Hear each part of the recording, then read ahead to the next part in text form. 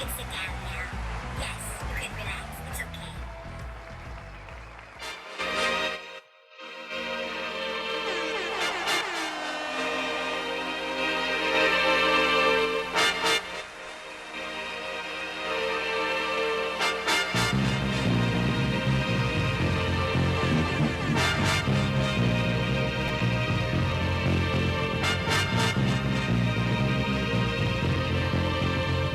All right, party people, in a place to be.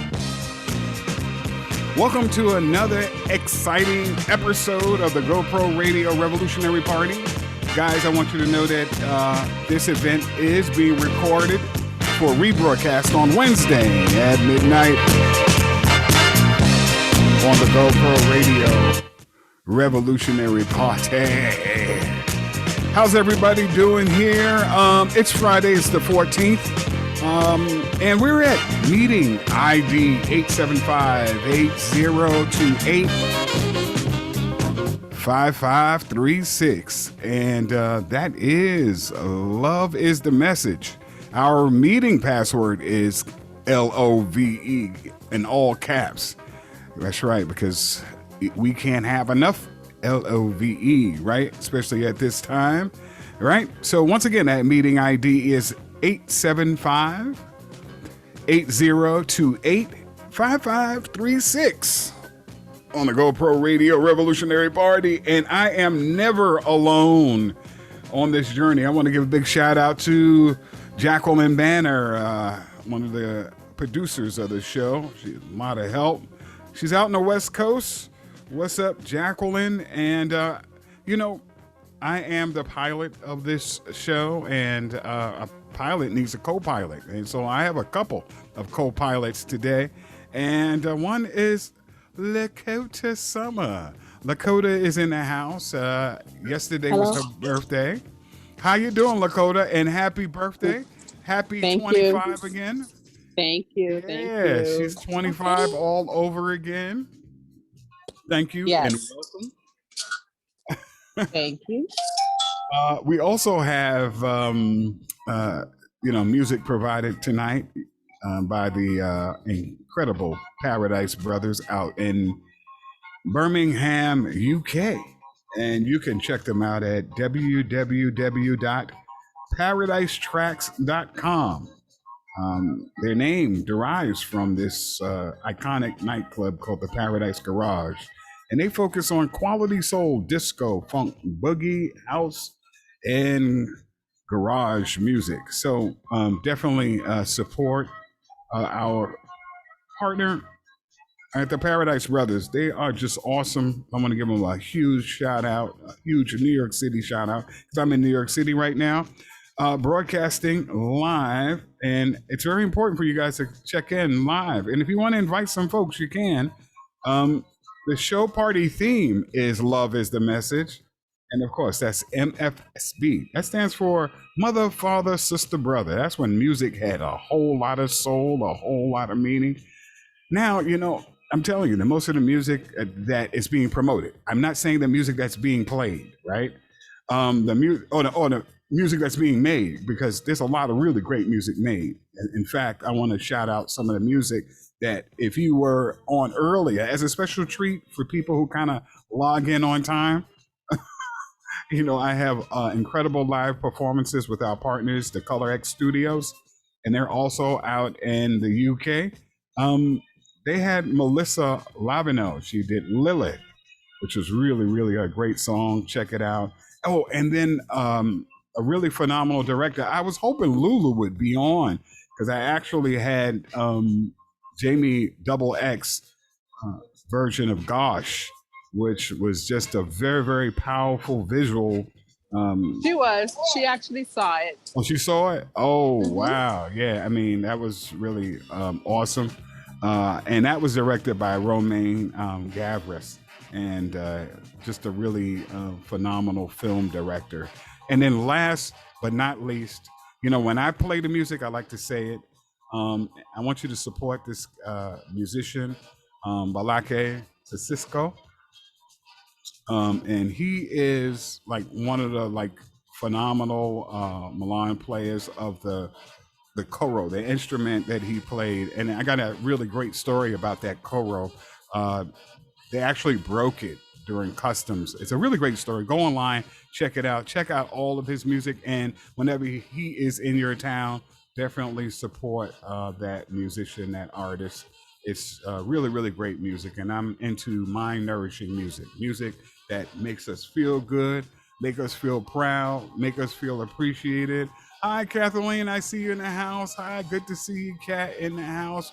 We got William is in the house. Of course, Jacqueline, Lakota, a couple other folks popped in, and they'll be here soon. But we are going to continue the show. I want to remind everybody that the show is being taped, and it's going to be rebroadcast on Wednesday. All right. So definitely look out for the rebroadcast on www.goproradio.com. And I also want to shout out my brother like no other. I want to check in with him for a minute. What's up, Ron? How's it going? He's a mentor, educator, therapist. He's just a brilliant guy. I call that's my twin. He's a brother like no other. What's going on? Good night, good night, good night, good night. Hey, Talon, how you doing tonight? Man, good, man. It's always good to see you. Yeah, it's always good to be seen, brother, in these times. Once Yeah. you're able to be seen, you're doing all right. Yeah. Here. I say that. But it's always good to see you. It ain't a party unless you're here, brother. Long as I don't bring the damper down. Yeah. And by the way, just so you guys know that we have a show on the GoPro network. It's a Brenda Brown creation. She came up with a concept called Daddies Matter Too. And we are both co-hosting that every Sunday, 6 to 8. We used to do an hour, but now by popular demand, people want 2 hours of that show. And it's really engaging. We have real talk, but we always have a lot of fun with it. We can walk and chew gum at the same time, right? We can talk about very serious things and at the same time, celebrate fathers and have honest conversations about the state of fatherhood, not only in this country, I would say really globally. Wouldn't you say, Ron? Because what happens here, it's kind of duplicated almost all over, especially with the internet. That's correct. That's correct. Yeah. It probably should be the other way around, but that's the way it works. Yeah. So we're going to get right into it. For a lot of new folks, just sit back, relax.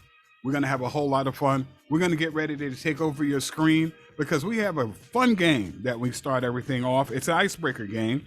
And panelists are asked really fun and thought-provoking and sometimes hilarious questions. One person is randomly chosen to disclose how they answered, and we will actually have this done in 2 parts. Each part has 5 questions, and we're going to get ready to launch part 1 of our poll. And so in a few seconds, in 30 seconds, I'm going to take over your screen, and you're going to see some wonderful questions, and you're going to be given 2 to 3 minutes to answer while we groove and move to Antioch. Check this out.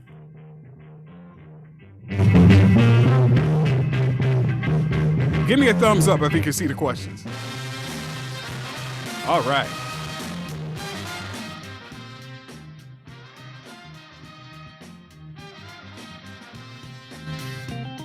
This is my theme song. I walk down the street with this like in my head. It's the Budos Band.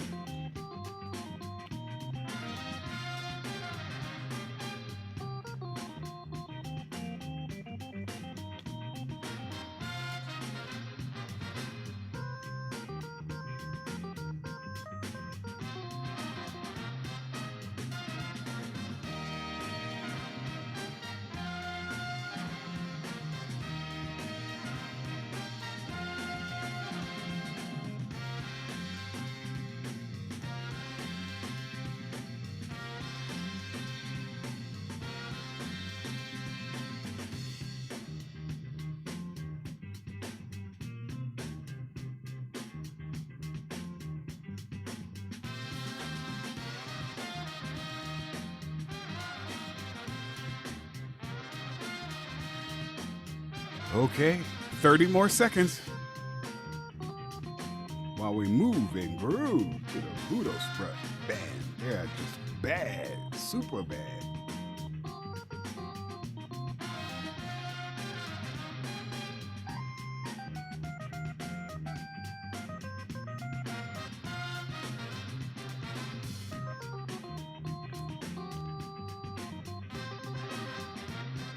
Okay.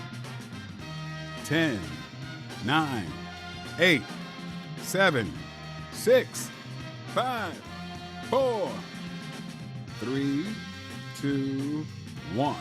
And we are done. I guess the poll will end. All right. Now, in 3 seconds, I'm going to share the results. You know what? Jacqueline needs help. These are some funny questions. All right. Okay. So, this is a good one. Oh, I don't know who we're going to pick on this one. Would you rather marriage or domestic partnership? Let me ask Lakota, since yesterday was her birthday. Lakota, what would you prefer? Marriage or domestic partnership? Are you there, Lakota? Did you fall out? Are you with us? I guess Lakota is a little tied up for a minute. So let's go ask a very special guest. Let me ask someone new. Hi, Janet. So good to see you, Janet Thomas. How are you? We got a lot to talk about. Janet, we're going to have a sit down with Janet. She's going to tell us about all the wonderful things that she's involved in. And I'm quite sure we're all going to want to support and check her out. So Janet, welcome to the GoPro Radio. There's nothing like it on the internet, live performances. And so welcome. And you get a chance to answer this very important question. Would you rather, and I don't know, you may be married already, I don't know, or domestic partnership? I would rather marry.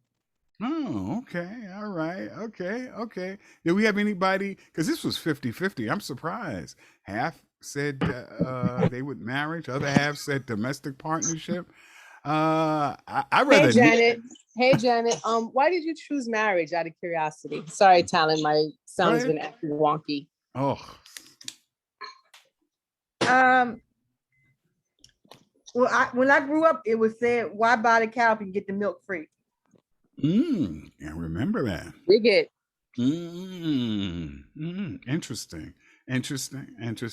I wish there was another choice on here, like live free. Look at these faces. Oh, it's hilarious. Oh, okay. So it was 50-50. Anybody for domestic partnerships, and why?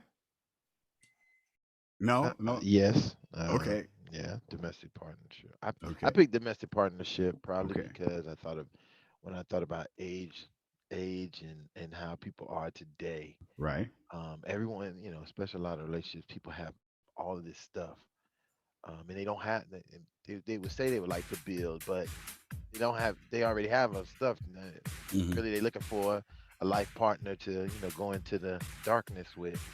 So I think that younger people, a lot of people, I think interested in it, but at a certain age, I think when you get a certain age, you don't probably not interested in marriage in that capacity.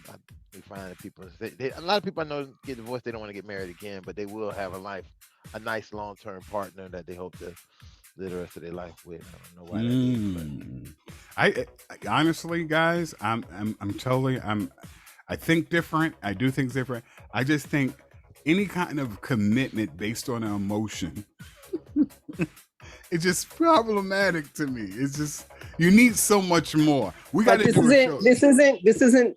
It's not just emotion. It's also legal protection. Because if it's based on emotion, you guys can, a couple can still be in a relationship and not be under the same roof or do what have you. But it's also protection. We tend to not think about that. But domestic partnership was initially created for same-sex couples so that they can basically share the same rights of married heterosexual couples. That's where domestic partnership came from, because they were not allowed to be quote unquote married, or like things such as make decisions for a loved one, or even visit a loved one at a hospital. So that's where domestic partnership came from. So it's not based just on emotion, because there are people who marry for papers. They're not in love with each other. They just need to get their citizenship on. Yeah, I'm gonna do a show on this on marriage, because I definitely think that marriage is a business at the end of the day. And I think if you want to have any kind of agreement, I don't know about marriage being a business. I think domestic partnership is probably closer to a business than a marriage. Marriage has a lot of emotion, a lot of plans for over emotion a lot of times, but then protected through, and then also protected through whatever cultural, spiritual, religious background you have as too. Now, Janet, would you want to marry somebody, or someone marry you under some kind of threat of punishment in some way? Like, I kind of feel like it's implied, like, and that's why I think particularly women say like the marriage aspect is, it's security. It's security. Couldn't you conceivably have? You want to mute Lakota? You got to mute, because I think some noise is flooding. I'll mute you. But yeah, couldn't conceivably, right? Like you could enter in a contract with somebody and say, hey, if something happens to me, I want you to be taken care of. I want the kids to be taken care of, without the government being involved. What do you think, Janet? I would marry for no reason but love. Oh, no reason but love. You see. That's why Janet gets the big bucks. She always has the right answers. All right. Okay, so we're going to keep on moving, because we got 4 more questions, and I don't want to take up all the oxygen in the room. We have some wonderful guests coming up. We have some special guests. We want to talk to Janet more about some of the things that she's doing that will blow your minds. It's just really fascinating. She's going to come back, and she's going to do a whole segment. But let's get to question number 2. Would you rather fight 30 puppy-sized alligators? Only Jacqueline can come up with this. Would you rather fight 30 puppy-sized alligators, or fight 1 alligator-sized puppy? Wow. Okay. Let me ask my brother Ron. Ron, because you're always like in Louisiana or someplace with crocodiles or alligators. Yes, crocodiles. Not crocodiles, but alligators in Florida, Louisiana. Yes, all the places where I reside. Wow. So, I picked to fight 1 alligator-sized puppy. Yeah, and be done with it. Somebody said fight 30 puppy-sized alligators. That was you, Kathleen? Yeah, because I just want you to know that those alligators are vicious, man. They can be vicious, even if they puppy-sized. Wow. I think, and correct me if I'm wrong, they used to use little black babies as alligator bait. Absolutely correct. You are 100% correct about that. Yeah, I mean, we gotta check out that history when people talk about our kidnapping and enslavement. They kind of forget those horrors that we had to deal with. All right, number 3. Oh, this is a good one. Would you rather Trump in 2024?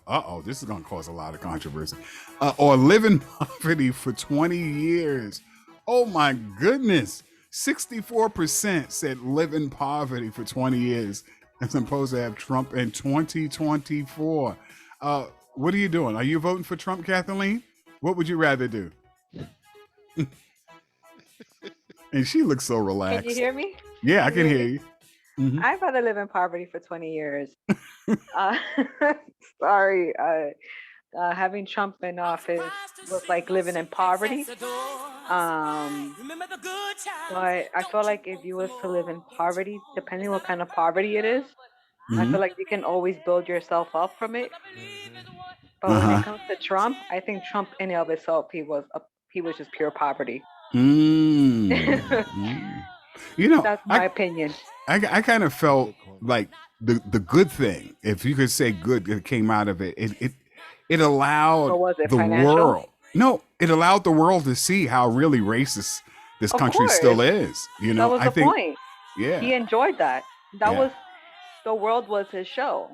Therefore, Interesting. he kind of enjoyed seeing everybody reacting and everybody seeing the way that he was, until he got banned from Twitter and got banned from like his privileges were taken away. You can say.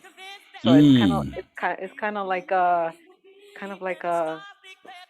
that's kind of what you get for taking rights away from other people. So I Oh think he wow. deserved it. Okay. All right. Well, let's go to the next one because our clock is ticking and we got a lot of stuff to cover. We got really great interviews coming up. All right. Let's just breeze through this one because this was very easy. The question is, would you rather have bad breath for a year or smell like rotten fish for a year? And nobody wants to smell like rotten fish. Everybody said they'd rather have bad breath for a year. That's right. Yeah. Listen, Right. you could have been doing that all of this year because you had to wear the mask. So nobody gonna smell your breath with a mask on, but really you show up smelling like that fish. They Oh gonna know. my goodness. Yeah. That was pretty easy. All right. So let's go for the last question, and then we're going to get into our very special guest who's here in the house already. The wonderful, illustrious Janet Thomas is here to impart some knowledge, wisdom, understanding, and creativity. All right. The last question is, would you rather tickets to see Anita Baker or tickets to see a Sade concert? All right. Let me see who we don't have Black Max here. I wonder where all the good. Let me see what's going on here. Let's ask Tyona, because Tyona loves Anita Baker. Tyona is the founding principal of the High School for Excellence and Innovation in New York City. And she's joined us. Are you on mic? You want to be on mic and answer this? Because I know she loves Janet. I mean, she loves Janet Jackson, Anita Baker, and Sade. I'm thinking about Janet. Oh yeah. Yeah. So First of all, Mhm. happy belated birthday, girl. Yeah, Lakota. All right, Coda. Happy birthday.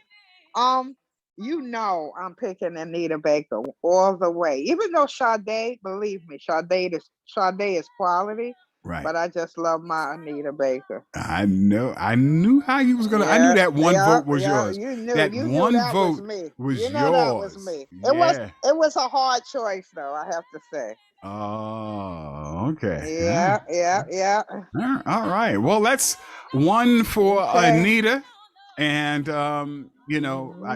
they both are excellent. I don't know how I would have went on this. Right. It would have been tough. I would have said, I know what time Sade is one is your concert? girl. Yeah. Sade is bad, but Anita Baker is bad too. All right, guys. Thank you for your participation. Give yourselves a round of applause. Yeah. And then we're going to get right into our very next segment, which is a whole lot of fun. We get to actually talk to Miss Jeanette Thomas, who is here in the house. Jeanette, welcome. Let's give her a warm round of applause here. Yeah, welcome to the GoPro Radio Revolutionary Party, the fastest growing network in the galaxy. Yep, that's my voice. And Jeanette, please. Janet, I'm sorry. Oh, look at her. Yeah, that's right. Janet, that's right. Get it right. Get it right. That's right. All right, Janet. Please tell us a little bit about what you're working on and what you've been up to. I know you're doing a lot of creative stuff. Introduce yourself to this wonderful crew. Well, I'm playwright Janet Irene Thomas. All right.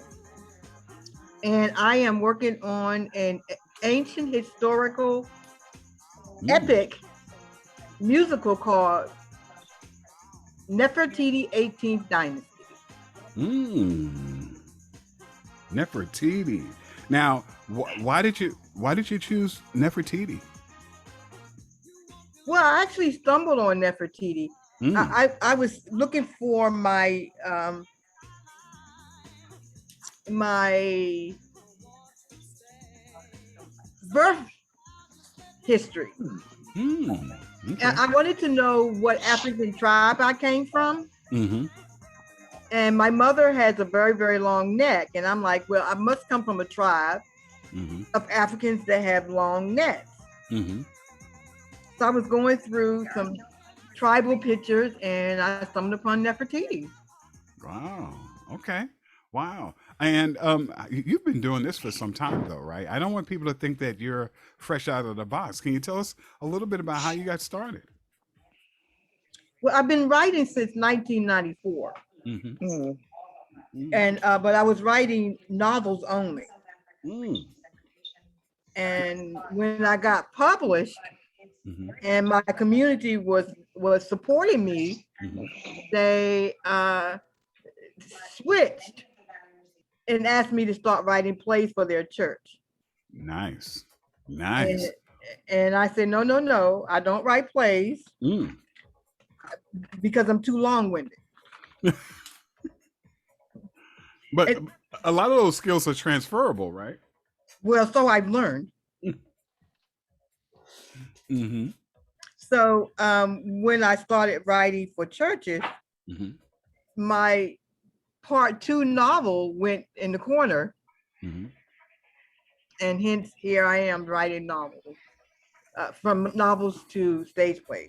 Stage plays. Wow. So tell us about your experience writing stage plays, and have you done some previous stage plays as you work with others, or this is just something you kind of went in, head first?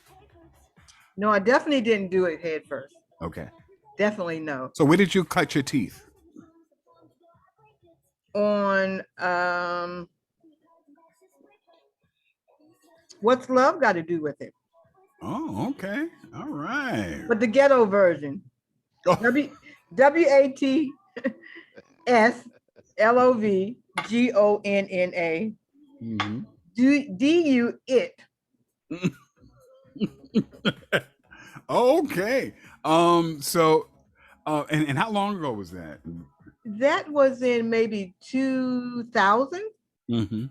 Then I did Africa, AFIKA. So you do a lot of stuff with the spelling and names, and then I did New Jerusalem. Then I did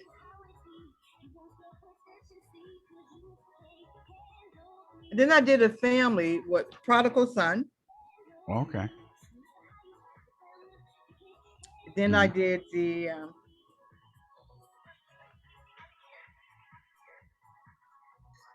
first was Nefertiti, but I did it as a drama. Okay. Now I'm doing Nefertiti as a musical. Wow. Now, who do you have, or are you writing all the songs as well? Because yes, wow. All the songs. And you're doing all this by yourself, like creating the dialogue, the music, the lyrics. Wow. So I like to call myself a Renaissance woman. Okay. All right. Okay. So, how soon can we see this production? How can people, connect if they want to see your wonderful work? Well, we're opening in September this year at Kennedy Center. And where's that at? In Washington, D.C. Oh, you're out in Washington. Okay. Well, you know what? We have another writer also on this show that she's going to join us in a minute. Her name is Karis Watie, and she is a fast emerging voice in entertainment. Maybe there could be some synergy here. We have just writers, and this show is dedicated to the 3 E's: entrepreneurs, educators, and entertainers. So you're in 2 categories of entertainment, as a writer and an educator. What are some of the themes that people can say is synonymous with your productions? Theme. Biblical. Okay. Do you find that it's difficult to have like a distinctive voice, when you're creating stuff that can transfer to a secular community, or do you just specifically speak to people in the church? Well, when I write, I want to write Mm-hmm. so that the secular world will understand Mm-hmm. and pique their interest, and because people generally want to know if I know what I'm talking about. People in Mm-hmm. general, Mm-hmm. and you know what's going to happen? Mm-hmm. They're going to pick up the Bible, Mm-hmm. and then I don't have to worry about doing anything else because the Holy Spirit will do it. Okay.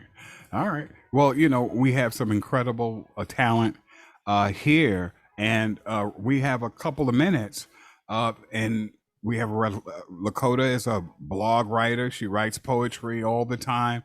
And if you guys have any questions or comments, we have playwright and really Renaissance woman and stateswoman. Janet Thomas is here. All right. So, hey, Janet. Question: What were your primary influences that got you into playwriting? Good question. Langston Hughes. Oh, wonderful. And what advice would you give to someone that's going into playwriting? Because playwriting, I believe, is just vastly different from like screenplays or, even writing poetry. So if someone who's going into this industry, what would you tell a newbie? To do playwriting, I would first, they would have to study the format. And Thanksgiving time. Hi, this is my dad. This is my mom. I'm sorry about that. Mm-hmm. They would have to I'm study. sorry, can you say that again? They would have to study the formatting of it. You would have to understand that the dialogue transition between your two characters. Dialoguing has to be very detailed and short.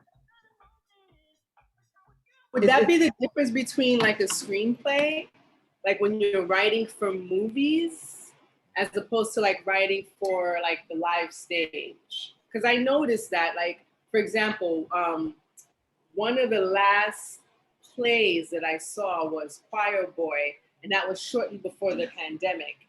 And I noticed, just kind of thinking in terms of like playwriting, just how almost intimate dialogue was, and sharp. Like there wasn't room for pause.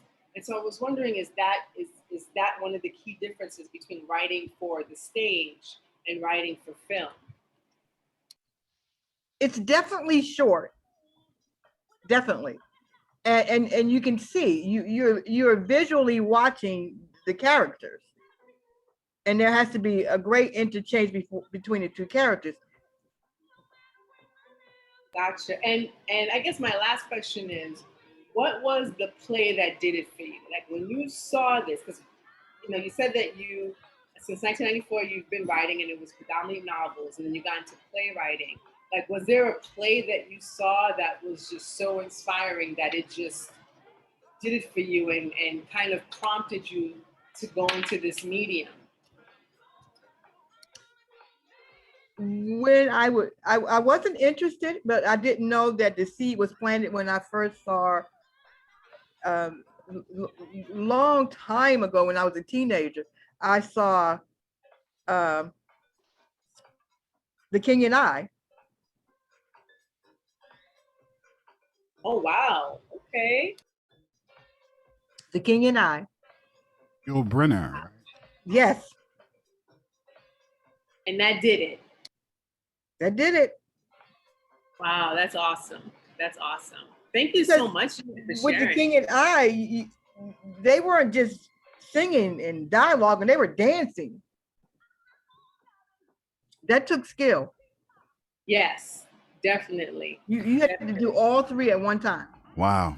Yes. And it's funny because when you say that, I think about for me, like an equivalent for that has been like West Side Story, which is pretty much like the dialogue and the choreography. And I was a huge George Balanchine, and he's like the choreographer for it. And it was, to me, really amazing how it did. And it's a tough thing, you know. Musicals are musicals. When you have musicals that have like substantial dialogue, it's a completely different piece because you are melding like the playwright and you're melding in the choreographer and the musical director person in it. So yeah, that is pretty fascinating. Pretty fascinating. And when I'm writing for the stage, I'm thinking of all those pieces, and I know that the artist, the director has to see my vision, and all of those pieces have to come together. So I'm not just sitting down putting pen to paper. I'm visualizing it all coming together with all the people that will make it successful on stage. And you also talk about doing a lot of religious plays. Was there any like religious plays out there that you've seen that kind of inspired you? I know for Talent it was Jesus Christ Superstar. Well, I have to be honest. I no, that did not do it for me at all. Because when I do biblical, I want to be very dedicated to. I don't want to change anything in Scripture.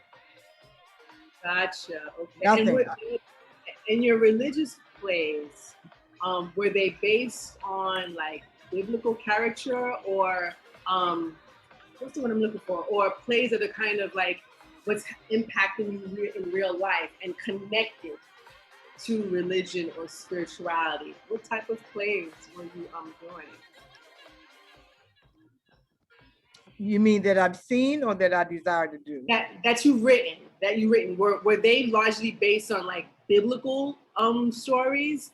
All of them. Like real life. Oh, okay. All of them. Dig it. Okay. And even what's love got to do with it? Mm-hmm.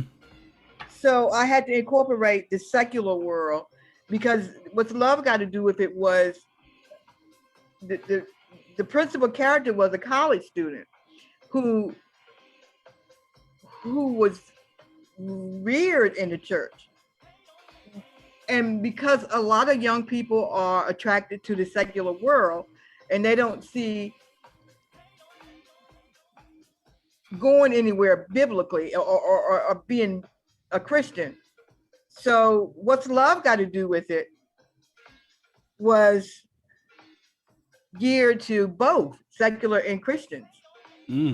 So you find out what's going to happen to you when you deviate from what you've been born to do, and that was to be a Christian, and what happens to you when you go into the world. So then that's where what's love got to do, because love is love, period. That's right. All right. Well, guys, we are up at the 9 o'clock mark. We are already the halfway mark. Thank you so much, Janet, for sharing. Yeah, thank you. You know what? I want to definitely, in the chat area, Ms. Thomas, if you could please put all of your information so people can connect to you. We have a chat, and you can, give your email address so that we can support you and support what you're doing. She is going to come back, and she's going to be a main feature, and we'll let you know. You got to keep coming to the GoPro Radio website to find out when she will return. But it should be in a couple of weeks or so. And definitely check out our Facebook page. And by the way, if you are watching this and you like it, please actually like it and subscribe. You know, we want people to start to promote the GoPro Radio Revolutionary Party so that we can invite some more folks in and they could really, make some friends and listen to some good music and save some money. I mean, this is great. But speaking of saving some money, we do take the donations, and we're going to have a little nexus for you to do that via Cash App towards the end of the program. But we definitely need you to network as well. Network with some of the folks who are here.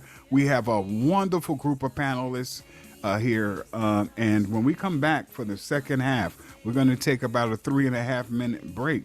We're going to be talking to Karis, Watie. She will be here, and we're going to find out what she's been up to. She's also a writer, so you don't want to go anywhere. She's been doing a whole lot of just very, very creative things. She's part of the Boston Media Group. So, and then also we have Lulu with her games. Lulu's going to have a game for us. And then we also have the second half of Would You Rather. And I know you guys like the first half. And after we listen to some Taste of Honey, Boogie Oogie Oogie, we'll be right back.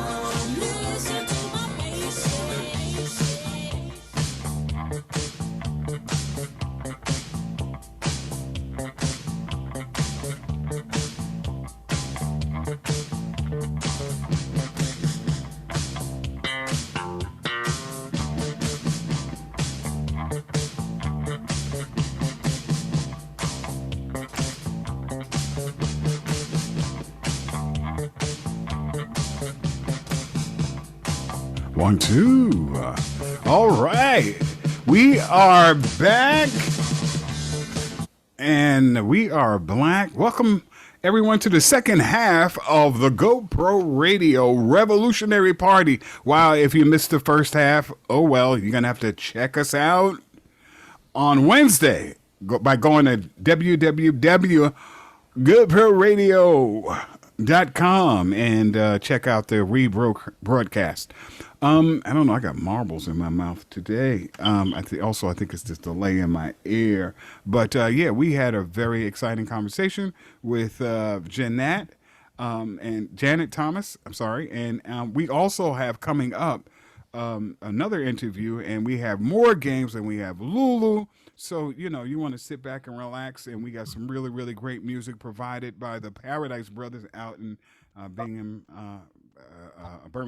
UK. So, in the back of the shack, where's all that? No more fun in the sun. Getting down to the nitty gritty in New York City, ladies and gentlemen.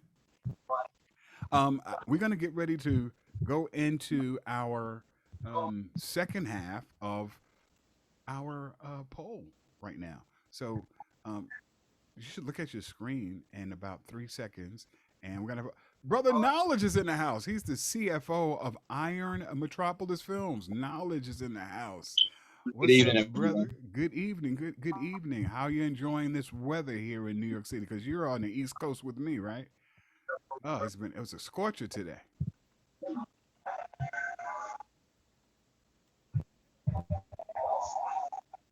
Can you hear me? Okay. So anyway, we're gonna launch part 2 in 5, 4, 3, 2, 1. And while we're doing that, we're gonna listen to a little bit of Rock Creek Park by the Blackbirds. Oh yeah, this was a jam.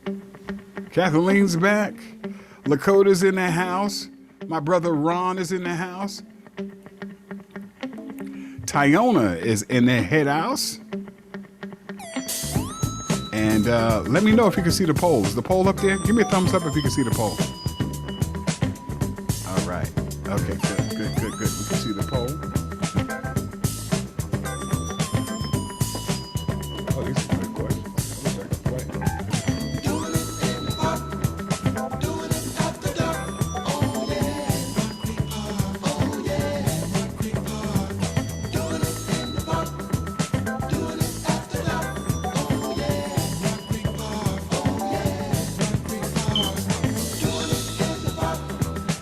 We got 2 minutes.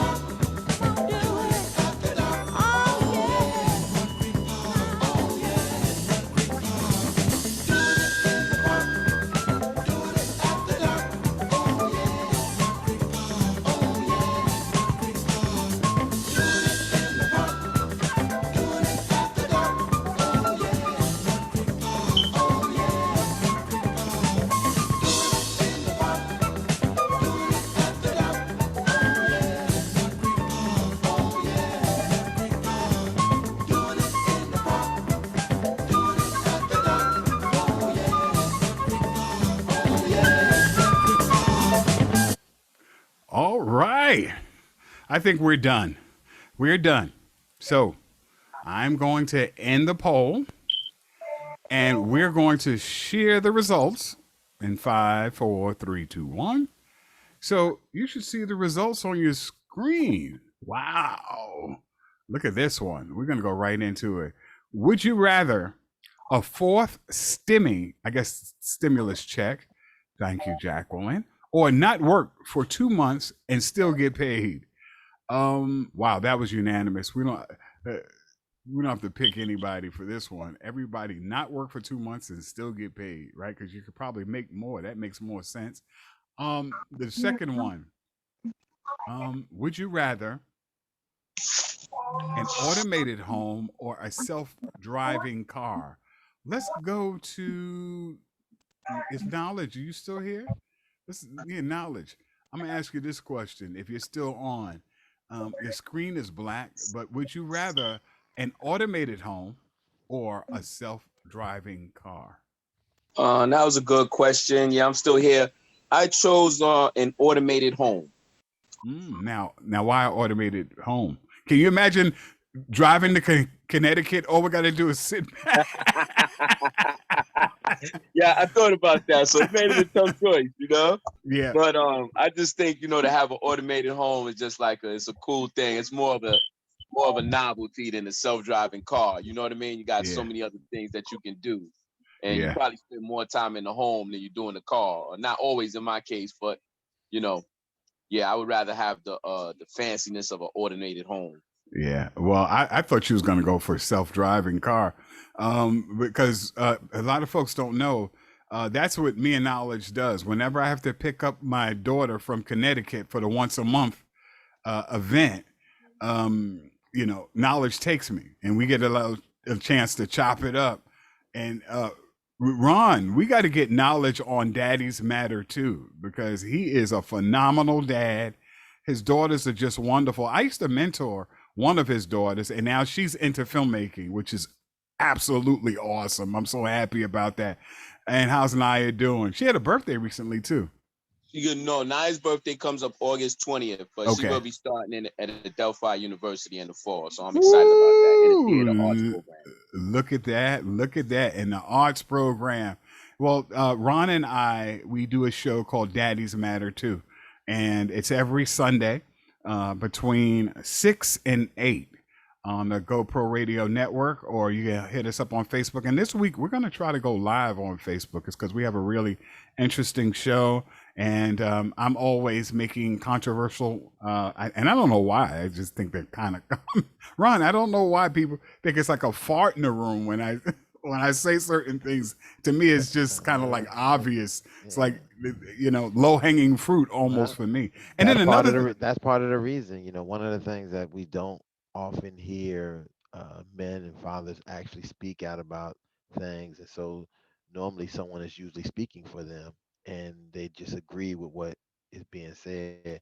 And so it's almost a phenomenon when you hear a father speak out about something and say something and be like, well, this guy's out of his mind. When a lot of the fathers in the room completely agree with them, but sometimes they're scared to say it because of the common discourse. Yeah. And then also, I'm, as everyone knows, if you just do research, I'm unapologetically Black. So just about every issue, political, social, I view it from a Black lens. And so, sometimes because we have a diverse audience, I'm always, just speaking, I believe, truth to power. And I think we have to be more like that in spaces. I've just seen so often that one white person can come into a room and then the tone, the conversation just changes. And it's like, everybody, don't start. Can we keep going, Tyler? Come on, keep going now. Don't get me started. It's just very interesting. I already mute myself enough. So yep. So I'm not afraid to be that guy to say what it is. All right. The next would you rather question is, would you rather super sensitive taste buds or super sensitive hearing? Let me see. The randomizer will go. Boop, boop, boop, boop, boop, boop, boop, boop, boop, boop. Oh, and it landed on Lakota. Lakota, would you rather super sensitive taste buds or super sensitive hearing? I need super sensitive speech today. Yes, you do. But first, we put a shout out to Knowledge. I'm always happy to see Knowledge. I'm really always happy. How are you? I'm doing great. Thank you. Awesome. For me, I already have a sensitive palate. I would prefer super sensitive hearing, especially when I'm asleep, because I like to, hear what's going on. Something that my parents did not do when I was growing up, because it was the 5 of us, and when they'd go to sleep, we lived across the Brooklyn Museum. We would actually sneak out and go hang out for the Brooklyn Museum. Oh, wow. That quickly came to an end when I got involved in a fight in front of the Brooklyn Museum and had my shoulder dislocated. And I told you this story how my brother like popped it into place. And back then the neighborhood used to raise the kids.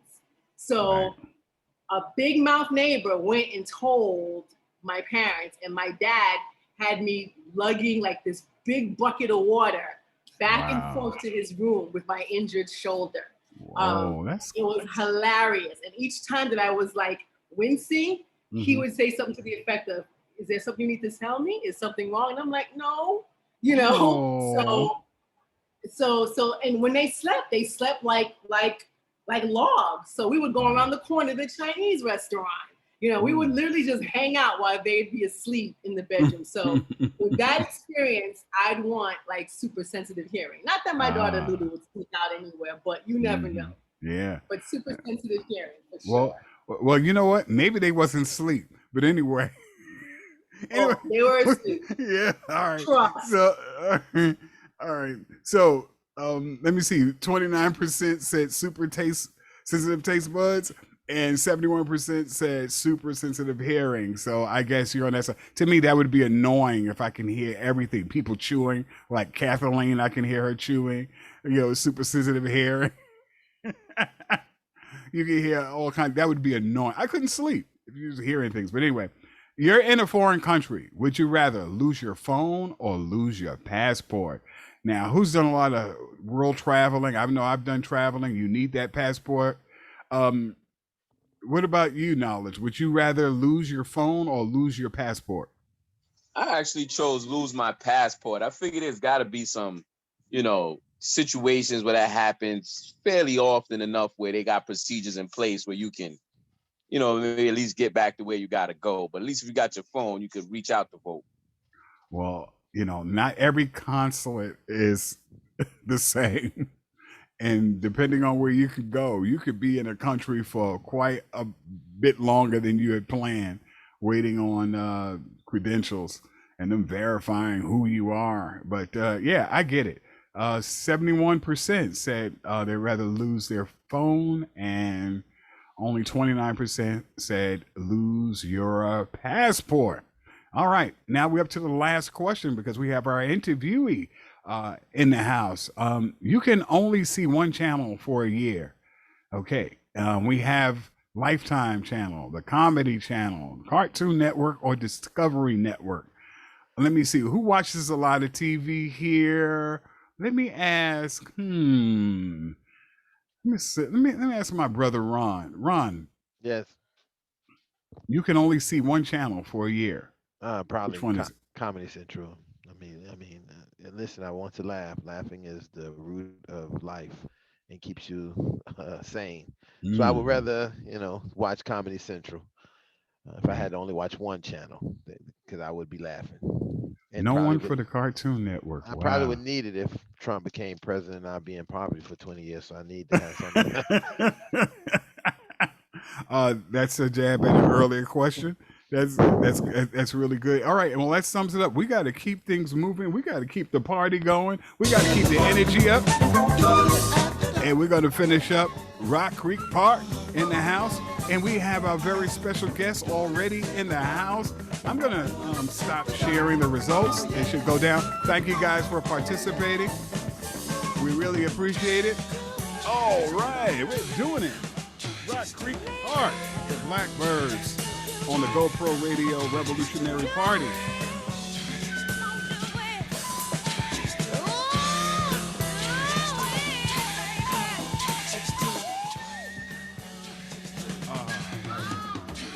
I love it. I love the music. All right. All right, y'all. I want you to put your hands together. And now to bring on a sister that's bound to lay more dips in your hips. more glide in your stride. If you don't dig this mess, you got the wrong damn address. And do not eat chicken on Sunday in the back of the shack. Where's all that? No more fun in the sun. Getting down to the nitty-gritty in New York City. It's Karis Watie. Am I saying it right? Whitey? Is it? How am I saying it? Am I okay? Yeah, okay? You are close. Okay. I wouldn't say you're on it, but you're close. It's Watie, but don't feel bad. Literally, everyone asks me the same question. Oh. Usually, they just do my first name. So Watie. So it's a Y in there in my mind. Yes. Yeah. Okay. So I'm gonna. Yeah. Like you're at a restaurant and you're like waiting for your food to get there. Just well. Thank you so much for being here. We're super excited to have you in the house. Let me tell you a little bit about Miss Watie. There we go. All right. Karis Watie is a fast emerging voice in entertainment and a co-organizer of the Boston Media Group. Katie is a media consultant and worked as a media outreach coordinator with American Legacy Magazine. She's been connected with Creatively Speaking film series, Film Revolution, and Netflix Life, to name a few. She's a true inspiration and a super creative. Welcome to the show. Thank you so much for being here. You have a wonderful smile. Tell everybody, who is Karis Watie, and tell us about the Boston Screenwriters Group. Absolutely. I am I'm one of the grits, y'all. Girls raised in the South, born and raised in Texas. I have been transplanted on the East Coast for about 12 years. I'm a sibling, oldest, so overachiever, lifelong TV junkie. Who was on screen and then did a stint in theater as an actress, realized that, the magic and my purpose was behind the screen. So now television is a part of my life a little bit differently. Okay. Right. I got my master's in media management at the New School in 2019, and I have been a multi-hyphenate ever since. I've been doing almost everything. And now I am co-organizer of the Boston Screenwriters Group, which was founded by Deborah Sharif 10 years ago. So we are in our centennial year. It's amazing. It was founded at congratulations. Thank you. It was founded at Cambridge University because there was a deficit for the television film community. There was no space for screenwriters, serious screenwriters, to come and workshop their scripts or even pitch their ideas to each other. So that is what the Boston Screenwriters Group does. Me, along with my co-organizers, Jeffrey Chang and Kenyatta Hoskins, every week open the floor to serious writers or those just interested in film and television and don't know what they don't know. They come to hear peer reviews and get constructive critiques of screenplays and have the chance to pitch whatever they want to fellow writers and people in the industry that can give them the direction and the support. Wow. That sounds like a group we need to follow. And so welcome to this group. I mean, because this group is full of creatives. We have Lacola Leon, although she is absolutely a phenomenal mental health clinician. She is also a writer and a blogger. And then we had Janet Thomas here, who is working on a screenplay. I don't know where she is with the squares, but she's in the top left on my screen. So we have writers are in the house. Jacqueline Banner, she's in the West Coast. She's a phenomenal writer. So, and Tyona's a principal. People don't know this, but Tyona is just super when it comes to writing and managing and all that other kind of good stuff. So we have a talented group already here, and we including the financial wizardry of the CFO of I Am Metropolis. Knowledge is in the house, and I'm quite sure they're gonna know or want to know what drives your commitment level and passion for the arts. What is pushing that? That's a great question. In simplicity, because we don't have 17 days for my 7-year-old to be taken all day. My commitment level and my passion is driven by the community that built me.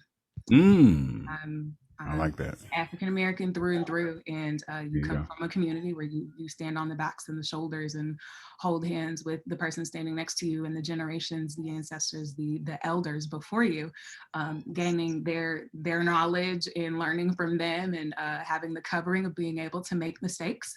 Right. So my commitment level is to my fellow creatives in the film and television space to give them the same grace and the same protection that I had in being able to like stretch my creative arms and go over here and try this and go over here and try that and still be supported in all of my passion projects and finding out why God put me here. So yeah. All right. Well, thank you for that. And tell us, what do you have in the works? And by the way, guys, feel free to ask questions in the chat, and hopefully we'll have some time. I know you guys gotta have a lot of questions for her. But tell us, what do you have in the works? What do I have in the works?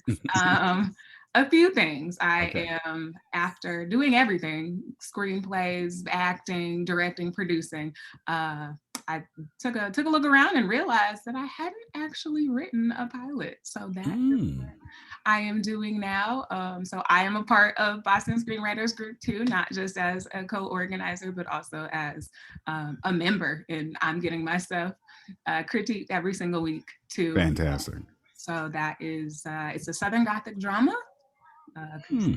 It's in my roots. It's in my roots. I can't take it out of my okay. It's an all Black cast, and that's always good. Yes, it's great. I wish I could tell you more. But then we would all have to sign NDAs and all that other kind of good stuff. But we're looking forward to it. You're smart, you're brilliant, you're talented. We also have a segment of the show where we kind of ask what you call fun questions. They're called box questions, and one of the questions that I have that's part of the box question is: does the future excite or scare you? The older I get, I would say that you can't have one without the other. Okay. I would say in equal measure, following your passion and following your dreams is equally exciting and equally terrifying when it puts in jeopardy your comfort level, your community, your around you, or just stretches you in a direction where you don't really think you have the talent, or you definitely don't have the skills, so you have to go out and get it. So the future is for the taking, but you definitely have to build up the faith to take that step. So it's equally exciting. Oh, that's true. Well, I think I would agree wholeheartedly. Like, it is both things. The future can excite and be very scary. But we have another question for you. That's a lot of fun. Okay. And I'm interested, and I think I know the answer to this, and I'm not a gambling person, but who were you in a past life? Again, with a good question. Man, who was I? Nefertiti. Wow. And I think we got you casted in Janet's play, because Janet's doing something on Nefertiti. I would love that. Yeah. I actually haven't even thought about it. I do accept the royalty lineage. Absolutely. I was thinking that maybe I was like in, I don't know, maybe like a domestic worker or something, maybe like in an orphanage somewhere, or maybe like a homeless shelter, like somewhere like that. I grew up in the church, and the church is in the community, and we were out in the community just serving others. And so I don't think that would have changed, no matter what iteration or what body I would have had. I would have still been found somewhere helping people. Yeah. I could definitely agree with that. And I know that you are very passionate about the collective consciousness, the collective mental health of a lot of our folks. And I don't see enough themes that deal with that in films. And if they are, they're like very salacious, or it's like super horror and things like that. But I would love to see a really intelligent picture done about mental health. What do you guys think? What say you guys? Yeah, I would love that as well. I am working on posing that question to the community, but also creating a space where it's okay for them to tell stories like that, and they don't have to worry about, you know, their next paycheck and their next job and jeopardizing their connection. So in my free time, that is what I'm doing. I'm working on an industry specific like counseling community for Black creators, the actors, the directors, the gaffers, the grips, everybody who has a set life in film, television, media. Without these people, the industry doesn't exist. That's right. They have a different kind of, a different type and a different level of stress than the general population. And research has shown that post-COVID, the suicide rate and the rate at which our community struggles with mental health and being creative is at an all-time high at 59%, and that number just was unacceptable to me. So I think those numbers are modest at that. You know, I definitely think that they are. I definitely think that they are. And so, you know, I decided to not be silent with my gifts, my talents, and the power that I had. So I'm definitely working on like a free resource to meet people where they are so that they can focus purely on telling the best, most authentic, true stories that they can tell. So this will give screenwriters all the protection that they need to tell.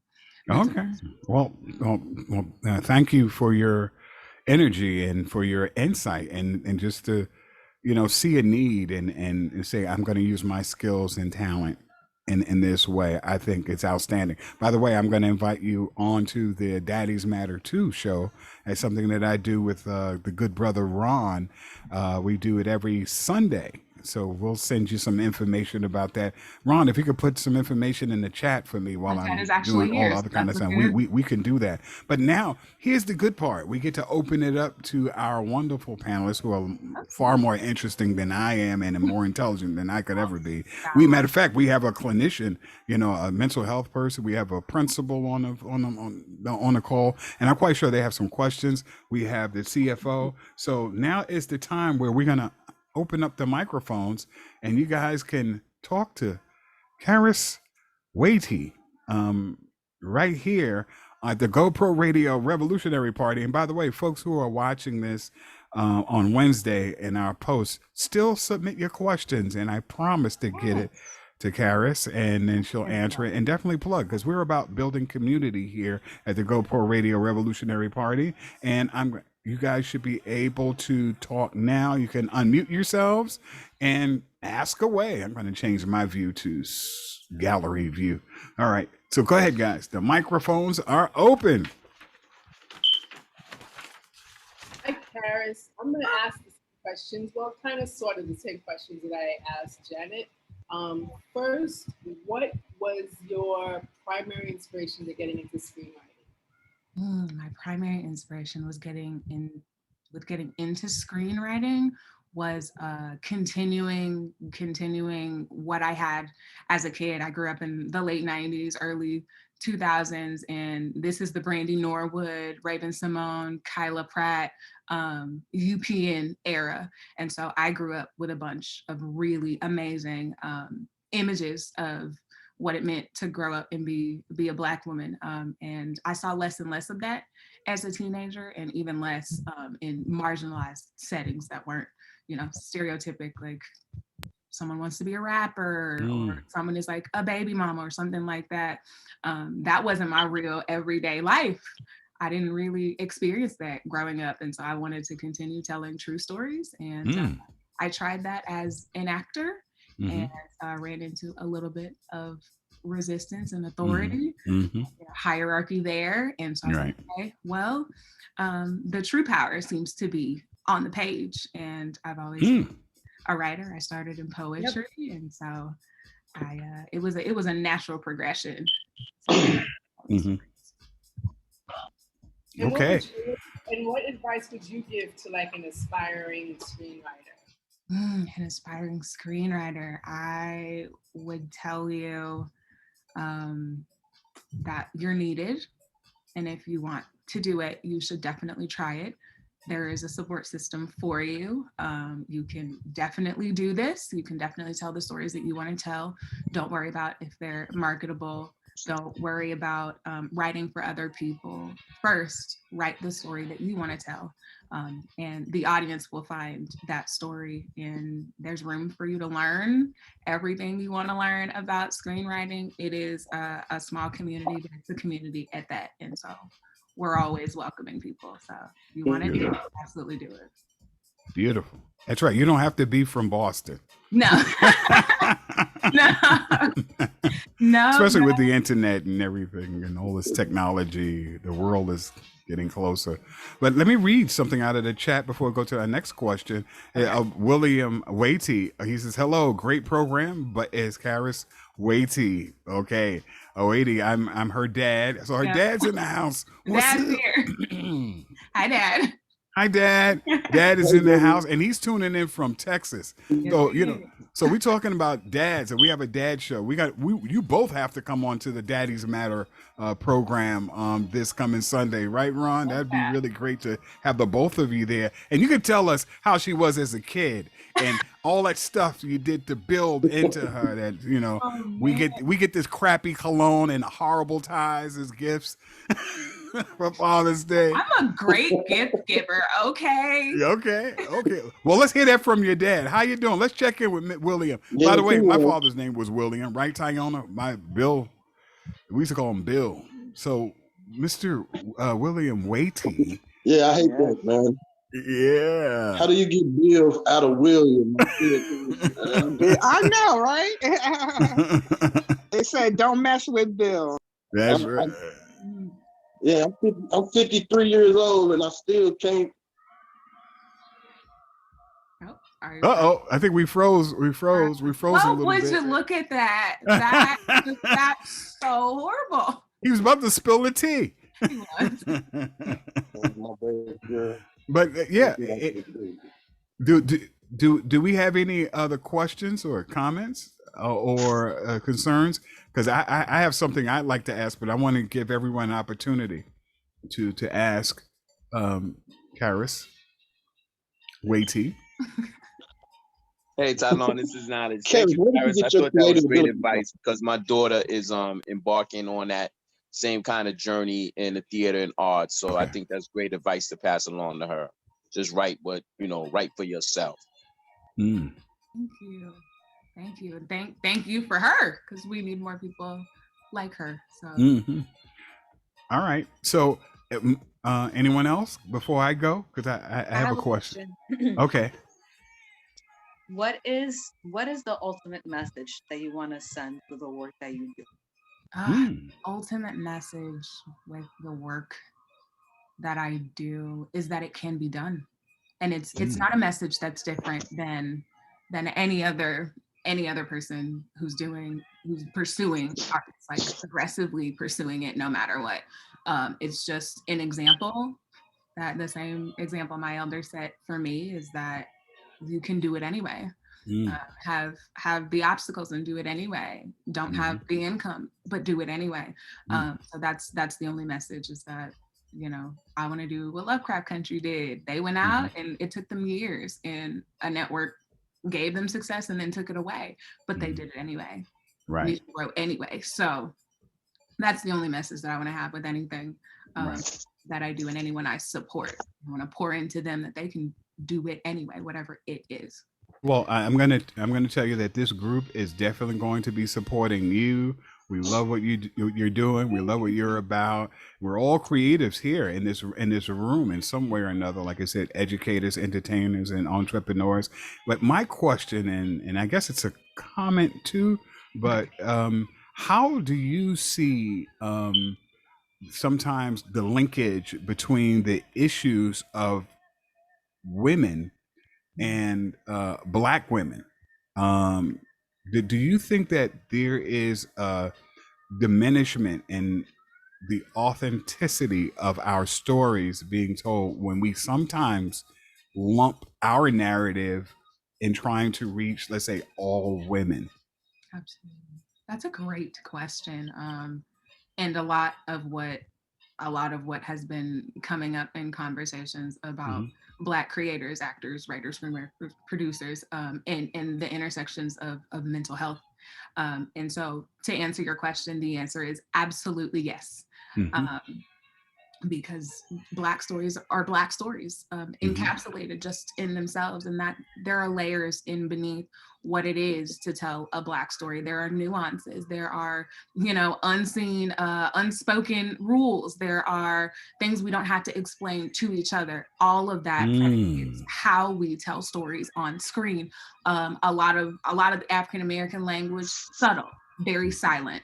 We can communicate with just a look, and I think that having other people on screen that take away from such an expressive community can definitely be distracting, because a lot of our stories are not loud. Right.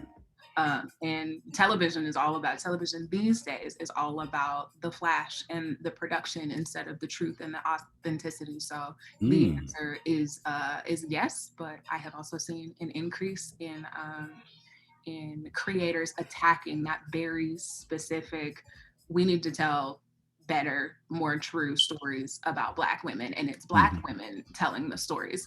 I have seen an uptake in web series that are written and produced and starring Black women that are telling stories that television broadcasts and premium cable shy away from, because it's exclusive in its own right. Right.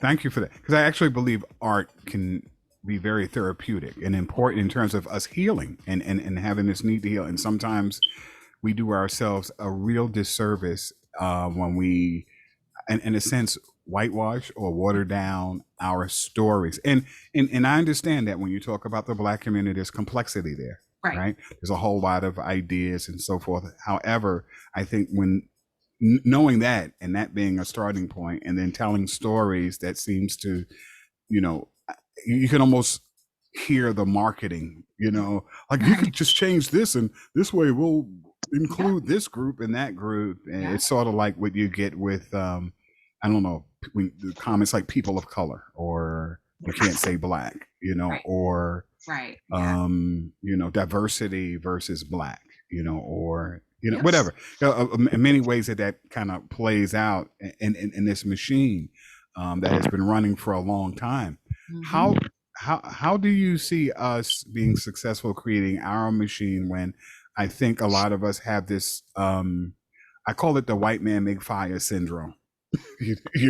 Like we can't do anything without the consent and permission and the finance of someone other than who we are. How do we combat that? And anybody can answer that too. I would love to hear what Janet says, and I would like to hear what Lakota has to say and Ron on this.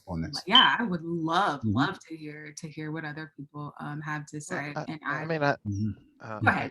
Tana, I think that we have at many instances that has happened with a lot of independent filmmakers. Let's take Spike Lee for instance. The first film he made on his own dime and borrowed money from people who believed in him to make. She's Got to Have It. And when you process, She's Got to Have It was a story that was definitely about the Black woman and her experience of being who she wanted to be. When you think of the time frame of when you think of exploitation films and how that film would have went into this film where it was a Black woman who was deciding that she could talk about her sexuality, she could talk about making choices, not having to fit into any box of what a woman is, what this ideal that social construction had made for her to be a Black woman. She could make that herself, and just in that case. But but as I said, that I wanted to ask a question. And a question that I really was curious about is, I know we talk a lot about the experience of making films and movies and things that really express what happens in the stories of Black women, but I have a major concern about that we don't make any real films about the experience of Black men. And then we do make a movie about a Black man, or Black men are in movies, they're basically tokenized as white men and do white supremacist type things to everybody else in the movie. They don't you never have a Black man who is a character in a movie who is not being sometimes villainized, being the villain of the movie. Or even movies just about Black men who don't carry guns, who are not selling drugs, who are not womanizers, who are not got to tell jokes and they're humorous. Just the common and I have seen some movies recently who came out. You know, there was a movie that came out called Monster, and it was on Netflix, and I thought it was an excellent movie to kind of talk about this idea of what a black young man is based on what his community is and what he really is and how Okay. that in that interplay. So that's something, you know, just something I think we kind of bypass a lot of times when we get to that, and that's an important thing I think we talk a lot about to change the imagery. If we Right. want to change the imagery for us as people, we have to also start with the whole and Right. both in all. All right. Yeah. I would Thank love you. to piggyback off that. That is actually that's actually really great. I was going to I'm just going to add to that and say that history, knowing your history, plays a lot into what you think is possible.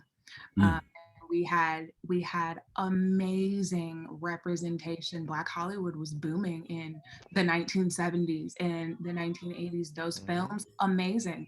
They were just about regular Black life. I mean, Cicely Tyson, Diane Carroll, Leslie Uggams, everyone was just telling normal stories. But the younger generation, I don't think, has been as adamant about understanding where Black Hollywood has already penetrated these spaces, has already told normal, very normal, and still very powerful and thoughtful stories on screen. They're always thinking, oh, you have to be innovative. You definitely don't have to be innovative. That is definitely something that the industry pushes for marketability. And I've been in the film distribution space, and that is we acquire projects based on that one thing, regardless of the subject matter. So it definitely is a machine, and I don't think that the normal consumer understands that that's attacked on what you see on screen is attacked at every single level before it even gets to your screen at all. But just telling Black stories just that are beautiful about just the breadth of Black life has already been done. And I think knowing and watching these films and being proud that they were already made, and then trying to go out and tell, you know, your very normal story about your life or your best friend's life or your uncle's life or something like that, seems much more doable because you know that your ancestors and your community have already done it. So you have a confidence that whatever you write will get made, or believe in it enough to walk into a room and stand behind the narrative and, you know, tell your producers or whatever that no, these characters are Black, they can't be recast, they can't be whitewashed, and we will shop the project somewhere else or we'll do it ourselves. That takes a faith and a confidence and a knowing of your history to make you unshakable in pursuing telling these stories. Right. And, you know, I wish a lot of people had more courage or, you know, had that kind of idea saying, you know, I'm going to do it my damn self. I mean, my mentor, Melvin Van Peebles, he had that kind of grit. As a matter of fact, he finds the Black exploitation narrative. Like if you would say his film was the film that started Black exploitation, he'd be furious because he just thought it was important to have Black narratives, Black stories, and Hollywood kind of took over, and it really dealt a blow to the esteem of Black people, because prior to that, a lot of folks don't know is that they had Malcolm X posters and Huey P. Newton posters, you know, with the spear and, you know, and then all those posters went away, and then you started to see the coffee and the, you know, the black gun and all this other kind of stuff, which, you know, a lot of folks would argue that really did harm to our reality, and kind of played into this narrative of a hypersexualized, super violent kind of, you know, I mean, there was a movie, I look it up, guys. So it's called Nigger Charlie. As a matter of fact, it was two of them. Yeah. That was the title of it. I mean, you know, the N-word. So, you know, the 70s was kind of like, you know, we wanted to see Black actors. We wanted to see ourselves. And at what cost are we seeing ourselves when you look at a movie today like Wakanda, right? I mean, Black Panther. where we like that and we want to see it. But now it's who's taking home the money. Money from that, right? You know what I'm saying? It's like, wow, we get to see Black excellence in this way, right? Shout out to Chadwick Boseman. It's we like to see these actors, and we like to see ourselves, and there's people who kind of exploit that. Yeah. But we had a Black Panther. It's called Shaka Zulu, and home. Oh yeah. We forget. I think she made it very clear the history of people loving the idea of Black Panther because it was in the Marvel universe, and completely forget that we had a Black Panther, and when we had the movie Shaka Zulu and the stuff he did, that even at that time when that movie was made was maybe unfathomable to think of a Black king doing those kind of things to the British and to the people they did. But we had that, and I think that you hit it right on the head. Us knowing our history a little bit more saves us when people try to make our narratives and take what is our history and tell us that this is how we should operate and what we should do with it. Right. Tyona, she had her hand up. She has a question, comment. Oh, and then we got Brenda Brown. Sorry. Yeah, I have a quick question. Yes. I want to first say I'm really enjoying the guest. I want to thank her. Such an inspiration. As my brother said, I am a principal of a high school, and I really would like to, founding principal. And I wanted to know what advice would be the best for students who may feel that this is unattainable for them. That is an amazing question, and I'm going to definitely try to simplify it because I can spend all day just about that. I think you would have to first start with patience, start with sensitivity, and I think kids respond better when you address their concerns head on. So I would let them know what the market is like. And then I would remind them that people make up Hollywood. And they could be one of those people. Just like someone is in power now, 10 years from now, that could definitely be you. So don't give up on that. And there are many different ways to go after a career in film and television and the arts. And the person sitting next to you can be pursuing the very same thing. And there is still space for you and your art too, period. The space has already been made for you. So just go. That. I would Wow. Thank you so much. Definitely going to keep your information. Maybe you would like to speak to students at my school. That would be awesome. Yeah, someone did that for me. So I would love to do that for the next generation. Absolutely. Okay. Thank you. Awesome. Yeah. Now, I do have another question that's not related to what I asked, but I don't know if you all have been listening to social or reading on social media, but the issue with Tyler Perry and he not spending the time with his writing, and they ripping him apart. And I don't know. I just wanted to hear from the writers here. What do they think about that? I'll let one of the other writers speak. I've been talking for a long time, so. Janet, Janet, what do you think about Tyler Perry and the fact that he writes all his stuff? And I think the controversy is that he doesn't include other writers. Was that it, Tanya? Am I getting the controversy? And not only that, the quality of the writing is not good at all. And we are the biggest supporters of Tyler Perry movies. So is he kind of not taking us seriously, because we're going to always watch a Tyler Perry film or show? So I understand folks doing things for themselves, but in another way, I feel a little bit slighted. I just want to say, looking at the writing, and you remember that movie that was very popular that was on cable, and you can even see through the direction. I don't know if he did direct it. And it was like, you know, the cup is in the hand in one scene, and then the cup is not in it. You know, things like that. I mean, I'm just wondering, how do anyone feel about that subject, or just let Tyler Perry be who he is? Or are we being too harsh? Well, I mean, I'll just say that. I mean, if you go to where Tyler Perry started, I mean, he started making those traveling plays, and I think there's a major difference between as being an actor who acted in plays like that. We do a lot of ad lib.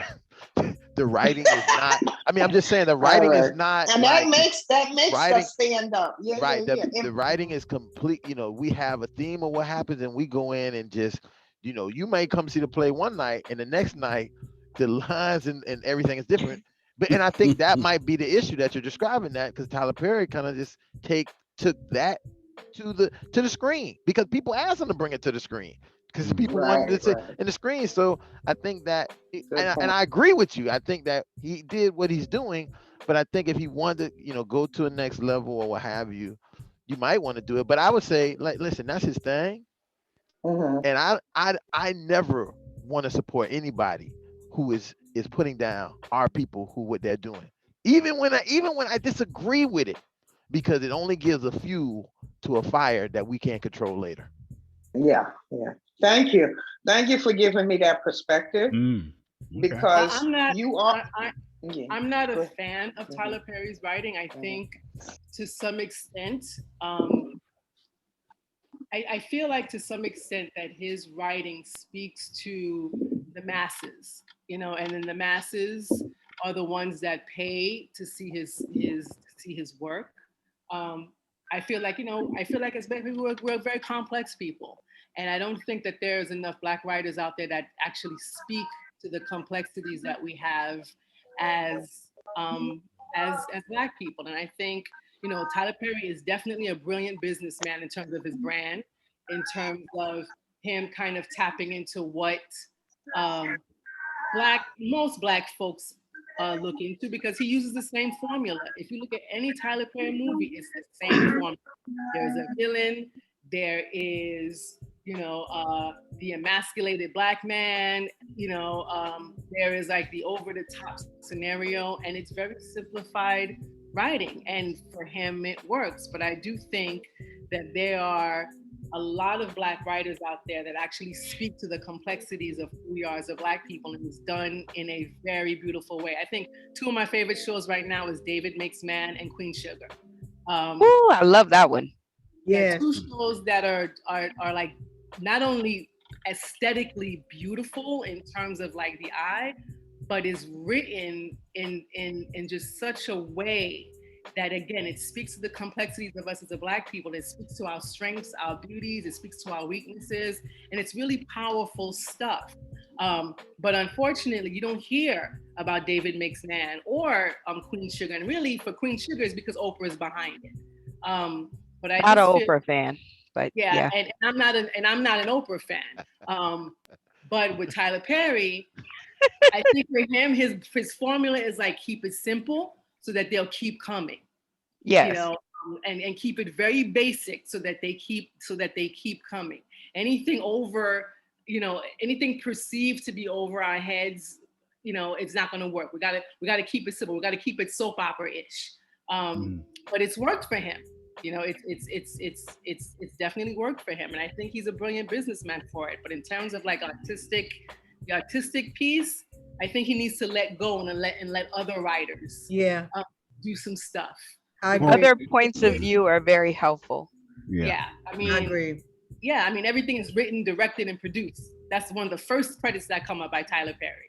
Can I say this about him? I'm not a fan of Oprah. Ron giggled because I have had a 3-year, you know, ongoing thing about Oprah and since Michael Jackson, but you know, I'll give her props and all of that jazz. However, I do think Tyler Perry should either employ different points of view, or he should, like, you know, help or support other points of view, because I think every story has been written just about underneath the sun. And so now the rest of the stories that will be written in our future, They just have to let us go wild so we can see what stories there are to be written. Okay. And Jeanette, what say you? Damn it. Janet. Janet. She's like, nothing fancy about it. It's Janet. Miss Thomas, if you're well. There go Brenda. No, Branda. No, Janet was speaking. Janet. Go ahead, Janet. I like Tyler Perry, but I would like to see. One of the problems that I have is not really a problem, but when I watch his movies and I watch his films, I'm always, when the credits come, I'm always looking for another writer besides his name. Keep looking. And one of the movies that I like is what's the name of the one with the White House movie? Oh, Oval Office? The Oval. The Oval. So I think it's gone in another direction, which is good, I think. But you made a very good point about opening up the field for Black writers. Okay. And I never see that. Yeah. All right. Well, we are past time. We didn't have time for Lulu's segment, which I feel bad because this was just a really powerful meeting. We just had terrific guests. This is going to be a great show up on the internet. Thank you guys for your participation and your wisdom, your knowledge. Thank you for sharing. Karis, Watie, and Janet. I got it right. Janet Thomas.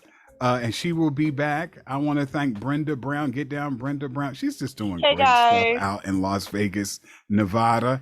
She does so much for these emerging talents and voices, which I'm all for the comedians. It's so weird that in today's society, you got to get realness from comedians. Well, the thing is, like, I get realness from everyone. Like, I try to, I started with comedy, but way back in the day, I was in music. I took a band on tour and all of that. But I think writers, I love what Karis said when I came in the room, which is, it's a big old circle out here. And if you make it, I can make it, they can make it, everybody can make it. And there's room for all points of view. So I'm like, scoot over Tyler Perry and some of these other writers and let these new people in. So I thank you guys. I think we should go into overtime because I missed Lulu's game. So hey, I put in my bid, y'all. I did the best I could. Yeah, I've got so much to do this week. But let me say this on Tyler Perry, and I don't want to make things personal because but I just got to say that just like on this show, I celebrate good music and I search music far and wide, and I use my platform to lift up the kinds of voices that I think are more mind nourishing. People don't understand that, and just take Tyler Perry. Just a lot of producers and directors who establish themselves. They really do it off the backs of young Black, unsuspecting minds. And to me, I don't salute drug dealers, and I don't salute people who push other forms of poison, whether it's images that are very harmful. We don't live in a equal society. We don't.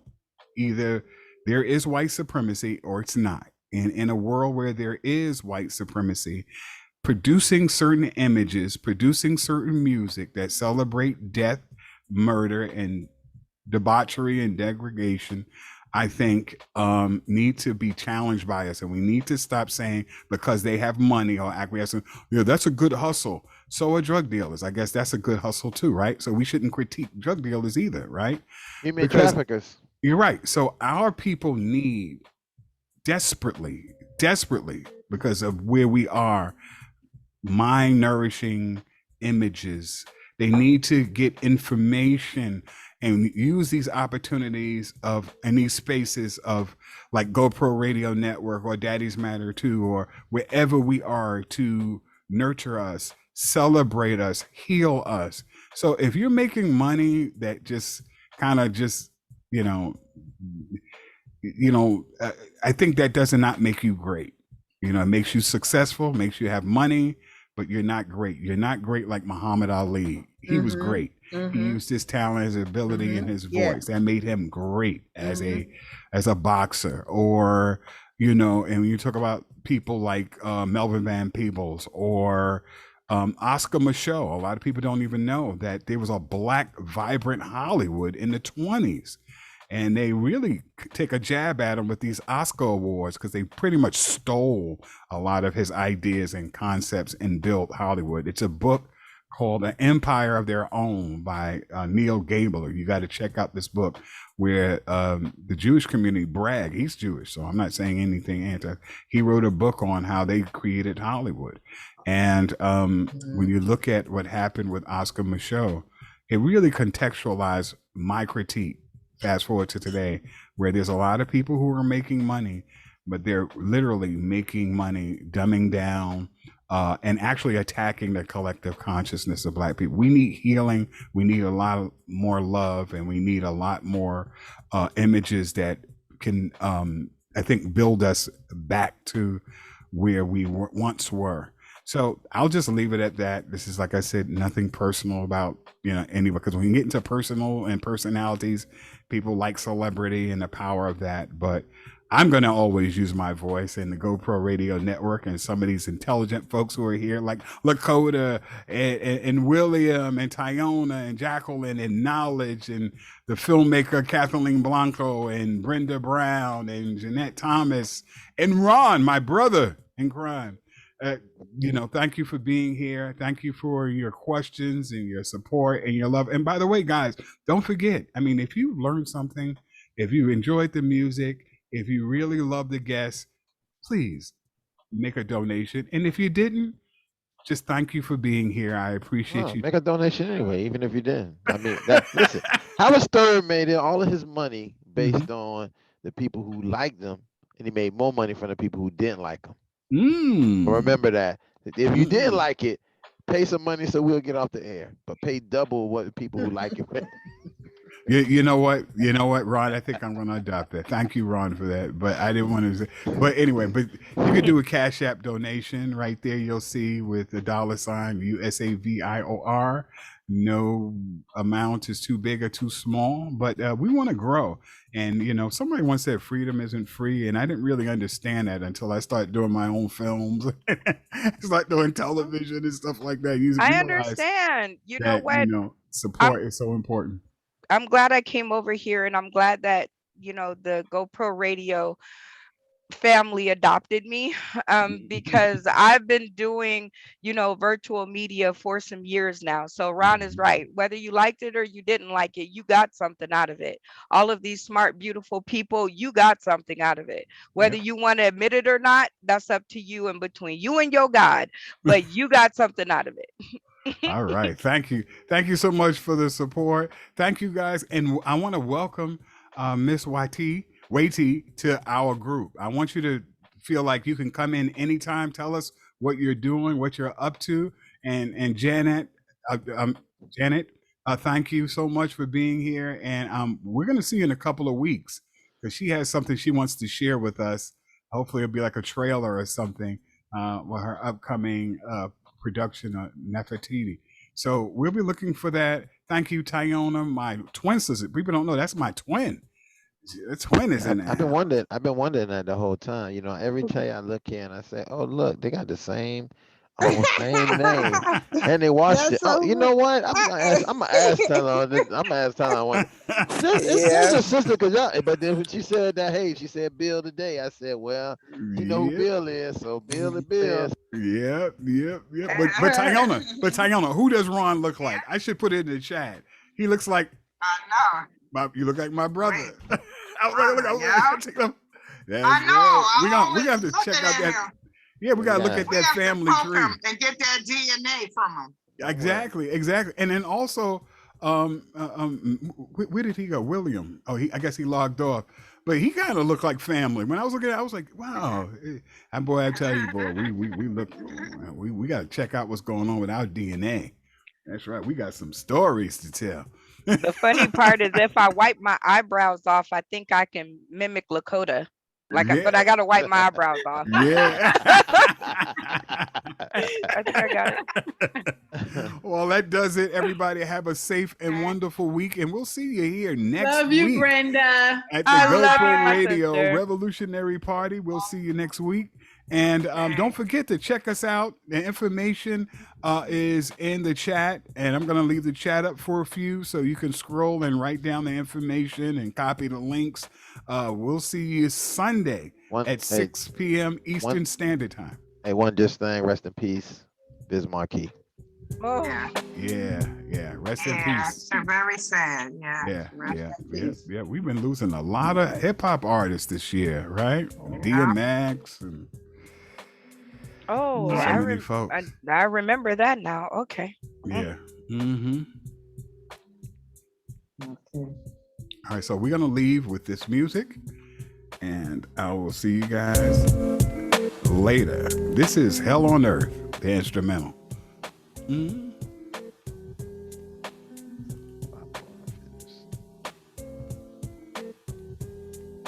It's a lot.